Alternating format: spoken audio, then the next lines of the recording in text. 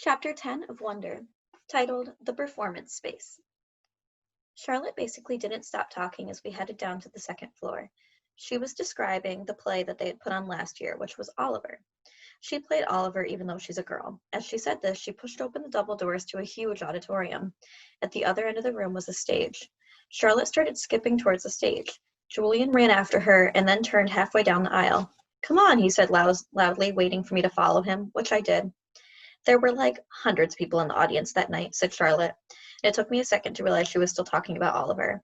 I was like so nervous. I had so many lines and I had all these songs to sing. It was so hard. Although she was talking to me, she didn't really look at me much. On opening night, my parents were all the way in the back of the auditorium, like where Jack is right now. But when the lights are off, you can't really see that far back. So I was like, where are my parents? Where are my parents? And then Mr. Resnick, our theater arts teacher last year, said, "Charlotte, stop being such a diva." And I was like, okay. And then I spotted my parents and I was totally fine. I didn't forget a single line. While she was talking, I noticed Julian staring at me out of the corner of his eye. This is something I see people do a lot with me. They think I don't know that they're staring, but I can tell from the way their heads are tilted.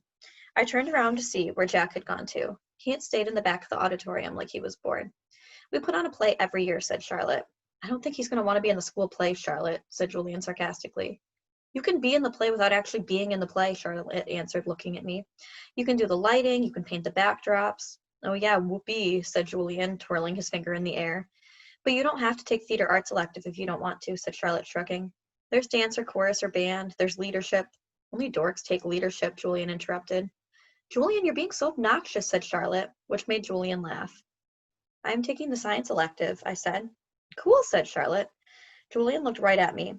"The science elective is supposedly the hardest elective of all," he said. "No offense, but if you've never ever been in a school before, why do you think you're suddenly going to be smart enough to take the science elective? I mean, have you ever even studied science before? Like real science, not the kind you do in kits?" "Yeah," I nodded. "He was homeschooled, Julian," said Charlotte.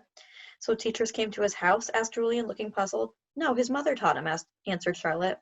"Is she a teacher?" Julian asked. "Is your mother a teacher?" Charlotte asked me. "No," I said.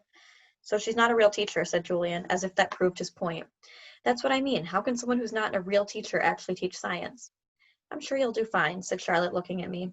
"Let's just go to the library now," Jack called out, sounding really bored. "Why is your hair so long?" Julian said to me. He sounded like he was annoyed. I didn't know what to say, so I just shrugged.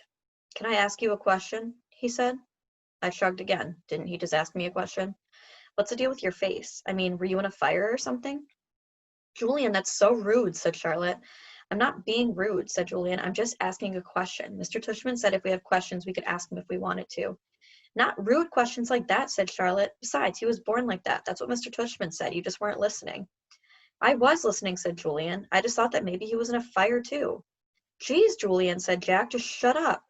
"You shut up," Julian yelled. "Come on, August," said Jack. "Let's go to the library already." I walked toward Jack and followed him out of the auditorium. He held the double doors for me, and as I passed by, he looked me right at the face, kind of daring me to look back at him, which I did. Then I actually smiled.